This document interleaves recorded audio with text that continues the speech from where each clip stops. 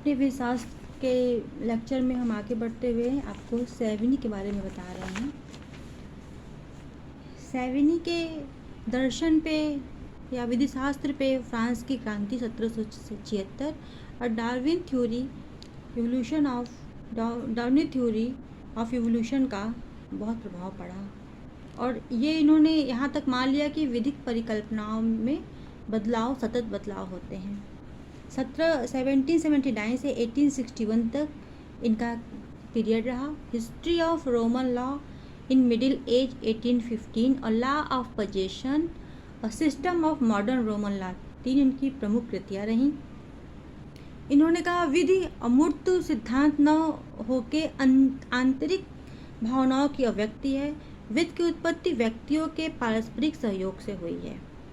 Savigny ह्यूगो के विचारों से प्रभावित थे और मानव सभ्यता के प्राथमिक चरण में ही विधि ने विभिन्न समुदायों की भाषा, लिपि, रिवायों तथा गठन के अनुसार स्वरूप को ग्रहण कर लिया था।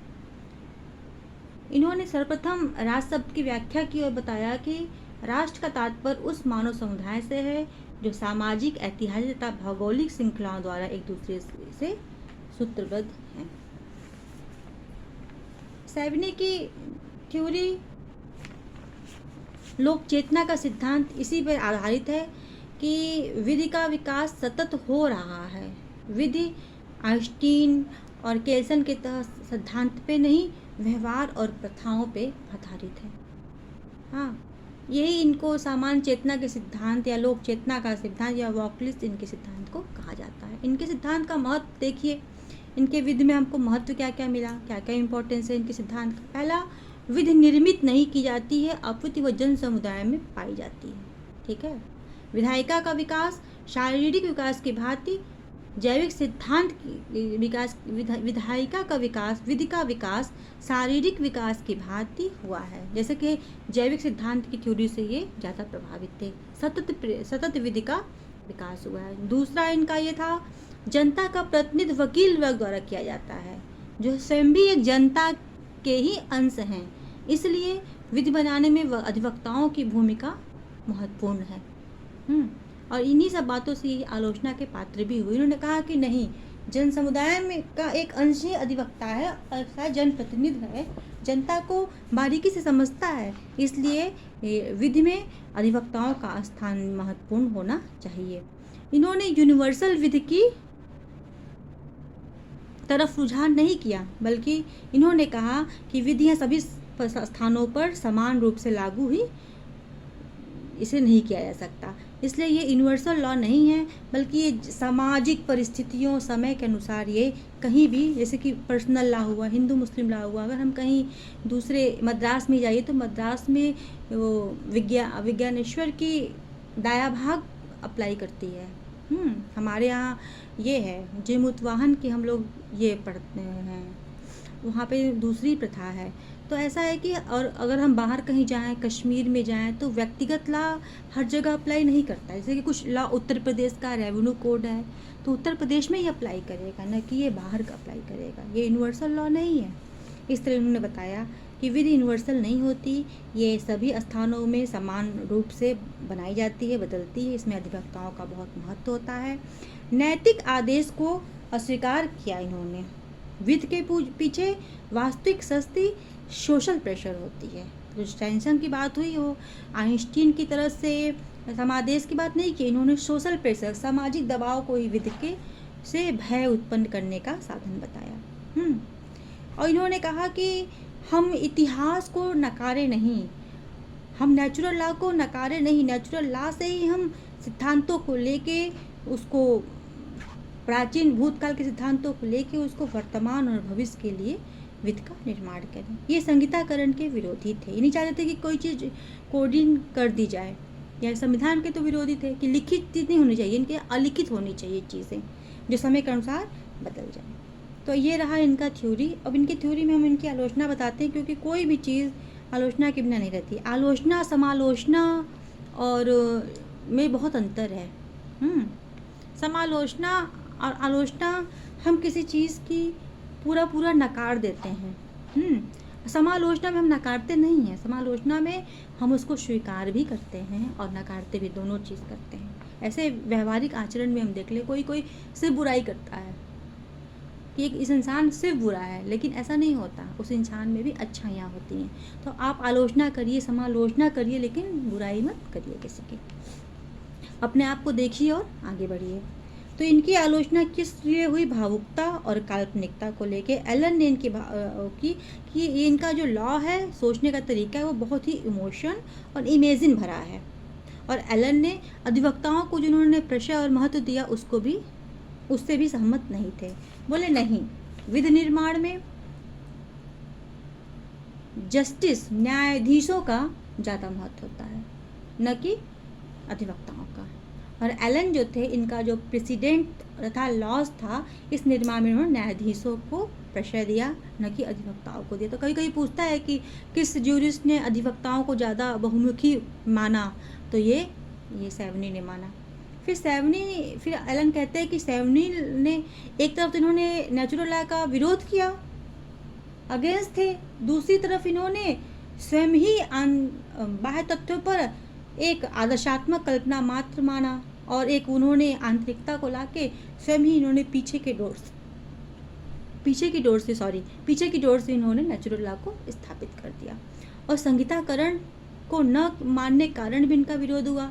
ये चाहते थे कि सब कुछ हम फिर पुनः दास्ता की तरफ लौट जाएं। जब कुछ लिखा नहीं रहेगा तो हम मानेंगे क्यों? लिखा रहता है तो हम उससे दंडित होते हैं, लेकिन जब लिखा नहीं रहेगा तो कौन जाने क्या है। तो इसलिए इनका ये था कि ये चाहते हैं कि फिर से हम दास्ता की श्रेणी में जा रहे हैं। डीन रास्को पाउंड ने भी इनका विरोध किया। इन्होंने भी इनकी लोक चेतना के विधिक सिद्धांत को एक कोली कल्पना माना कि विधि की प्रगति में ये बाधक है।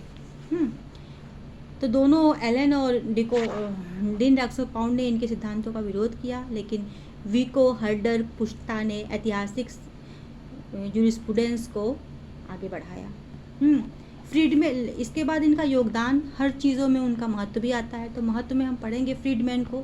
फ्रीडमैन ने कहा कि नहीं, सेवनी की थ्योरी बिल्कुल नेगलेक्ट करने लायक नहीं है। इन्होंने जो परंपरा, रीति को स्थान दिया, रूढ़िवादिता को स्थान दिया, वाकई वो विधि शास्त्र में एक क्रमिक क्रांतिकारी कदम है। और इन्हीं के आंतरिक चेतना के को ही बेस बना के समाजशास्त्री विचारक विधिशास्त्री एहर्लिच ने सोशियोलॉजी ऑफ लॉ का सिद्धांत की नींव रखी। समाजशास्त्र में जन चेतना को ही विधि का विकास का क्रांतिकारी कदम माना जाता है। तो ये रहा इनकी थ्योरी। उसके बाद इसमें हम लोग हेनरी मैन को पढ़ेंगे। हेनरी मैन का भी योगदान था। पूछता है, उसमें एक क्वेश्चन पूछता है इनका वो पूछता है एरा। तो सन हेनरी मैन का 1822 से 1888 तक था। ये इंग्लिश में शास्त्री थे। इन्होंने तुलनात्मक सिद्धांत, विधि में तुलनात्मक सिद्धांत का इन्होंने अध्ययन किया। तुलनात्मक सिद्धांत पे इन्होंने बेस रखा अपना। पूछता है किसने ये थ्योरी लाई, तो तुलनात्मक सिद्धांत की थ्योरी हेनरी मैन ने लाई। ये कहते हैं कि समाज या तो स्थिर है या विकसित है। पहले इनका ये सोच था कि नहीं, समाज या तो स्थिर है या तो विकसित है। प्रथम, विधि का विकास वैयक्तिक आदेश द्वारा प्रारंभ होता है। इस अवस्था में शासक के वैयक्तिक आदेशों को ईश्वरीय इच्छा माना जाता है और उसी ईश्वरीय इच्छा के प्रतीक को मान के विधि बनाया जाता है। फिर जब थोड़ा सा ये और विचारकों से मिलते हैं, संशोधन करते हैं, तो ये कहते हैं नहीं, द्वितीय ये कहते हैं कि नहीं, आदेश दीर्घावधि तक प्रचलन में रहने के कारण प्रथा का रूप ले लेते हैं। पहले तो कहते हैं नहीं, जो शासक कहता है उसी के वैयक्तिक आदेशों को या ईश्वरीय इच्छा को विधि मानते हैं। लेकिन जब ये इनकी थ्योरी आगे बढ़ती है, आगे ये अपने विचारों का मंथन करते हैं, तो मानते हैं नहीं, प्रथा धीरे धीरे रूढ़ि का, प्रथा का रूप ले लेती है। तीसरा, इन्होंने शासक सत्ता को प्रशय दिया और शासक को ही विधि माना। इनके विधि सिद्धांत में के मुख्य 3 तत्व थे। 3 तत्वों के आधारभूत सिद्धांत इनके थे। पहला था विधिक परिकल्पना। ये विधिक परिकल्पना और लीगल फिक्शन को प्रशय देते थे। इक्विटी को मानते थे और विधायन को कहते थे कि विधायन निरंतर सतत परिवर्तनशील है। ये इनका थ्योरी था। इनके एक हम लोग पढ़ते हैं इनके कि movement of progressive society from status to contract. पढ़ते हैं ना लोग ये प्रायस्थिति संविदा की ओर। इनका पहला सिद्धांत था प्रायस्थिति संविदा की ओर। चाहे तो ये पहला सिद्धांत था इनको, पहली थ्योरी का। वित्त का विकास व्यक्ति के आदेश द्वारा प्रारंभ हुआ है, इस पे आधारित था। तो ये मानते थे कि नहीं, विधि स्थिर है, प्रगतिशील लोगों ने विधि को थोड़ा थोड़ा उसको आगे बढ़ाया है। और इसमें उन्होंने अधिकार, कर्तव्य, नैतिकता को माना। फिर जब इनका ज्ञान आगे बढ़ा, इनकी थ्योरी, तो इन्होंने माना नहीं, ये जो सदियों से चला आया है प्रायस्थिति संविदा की ओर, ये एक सिद्धांत नहीं है, एक परिसीमित सिद्धांत है, ये सीमाओं में बंधा हुआ है। नहीं, विधि सतत प्रयत्नशील है और ये रोज रोज डेवलपमेंट हो रही। तो इन्होंने reverse from contract to status को माना। इसमें प्रायस्थिति से तात्पर्य संविदा से पारस्परिक रूप से निर्देशित होकर विपरीत दिशा में चल रही है ये। नहीं, पहले ये कॉन्ट्रैक्ट है, उसके बाद से हम प्रायस्थिति को अपनाते हैं। और इनका भारत में लोगों का योगदान है, हेनरी मैन या सेवनी का, जैसे कि लेजी फेयर को लेके, औद्योगिकतावाद को लेके, ये न्यूनतम मजदूरी अधिनियम, ये सारी बातें धीरे धीरे विकसित हुई। जब लोगों को अपने अधिकारों की रक्षा करने का जज्बा आया मन में, क्रांतिकारी परिवर्तन हुए लोगों के विचारों में। लोगों ने बोला नहीं, हम एक दास्तां में जी रहे थे, डेवलपमेंट हुए। तो इन लोगों का विचार, इन लोगों की जो दोनों लोगों के ऐतिहासिक विचारधारा का ही प्रभाव रहा कि हम लोग क्रांतिकारी औद्योगिक क्रांतिकारी की तरफ बढ़े और समाज को एक नई दिशा दिए। ये रही ये आपको मैंने दोनों थ्योरी बता दी ऐतिहासिक विचारधारा की। अब हम कल आपको सोशलॉजिक विशास्त्र, ज्यूरिस्प्रूडेंस बताएंगे। मेरे बताए द्वारा जो भी हम बताते हैं आपको, अपना जो मेरे पास जो ज्ञान है, अर्जित ज्ञान है, उसमें से आपको जो समझ में आए तो प्लीज़ आप मुझे कमेंट ज़रूर कीजिए, जिससे हम अपने आप को इम्प्रूव कर सकें। और प्लीज़ हमारे चैनल सुप्रभा लॉ चैनल को सब्सक्राइब कीजिए, लाइक कीजिए, कमेंट कीजिए। Thank you. फिर कल हम अपने निर्धारित समय पे, मेरा लेक्चर तो रोज़ एक लेक्चर चलेगा और कंटिन्यू हम रहेंगे। आप लोग अपनी तैयारी करिए। मेरी शुभकामनाएं आप लोगों के साथ हैं। Thank you.